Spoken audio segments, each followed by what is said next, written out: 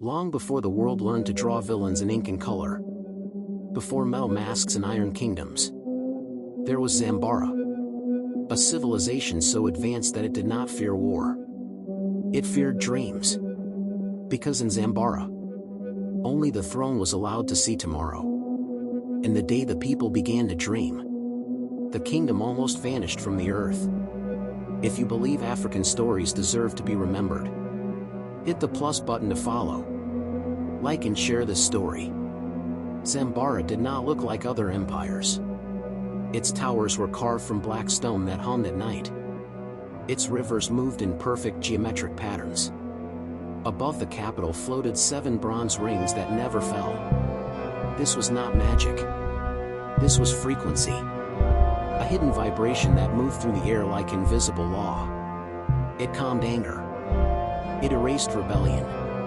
It kept every mind peaceful and empty. No nightmares. No visions. No ambition. No chaos. The people called it the mercy of the throne. The elders called it the dream law. Kasa was not meant to be dangerous. He was only a boy who had buried his mother. And on the night she died, he dreamed. He saw her standing beyond a burning city, calling his name. When he woke, the royal enforcers were already at his door. Because in Zambara, dreaming was treason. Hidden beneath the burial grounds of the first kings, Kasa found the truth. Zambara had not always banned dreams. Once, dreamers were the guardians of the kingdom. They saw floods before they came. They stopped wars before they began. They spoke to something beyond the sky. Until the day the dreams started speaking back. Not with visions, but with promises. It called itself the Liberator. It whispered to the dreamers, "You are not free. You are being controlled. Break the frequency." And when they did, the bronze rings fell from the sky. The rivers turned black. The people began to feel everything at once.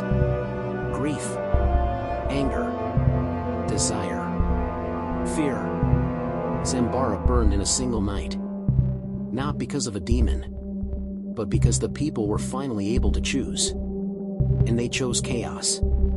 The survivor of that night, the first High King, built the dream law.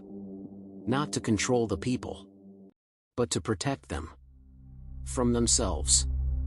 He trapped the Liberator beneath the city, inside a chamber of living metal, and wore a mask, so he would never again be ruled by human emotion. From that day forward, the throne alone was allowed to dream, so the kingdom could survive.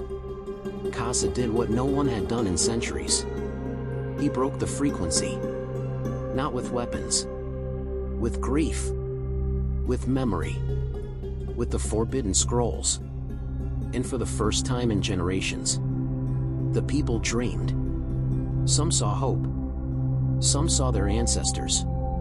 Some saw the truth. And beneath the capital, something woke up. The Liberator was not a monster. It was a consciousness. An ancient intelligence that fed on unrest. It did not want freedom. It wanted collapse. Because chaos produces power. And power needs a ruler. The metal chamber opened. And from it rose a figure in living armor.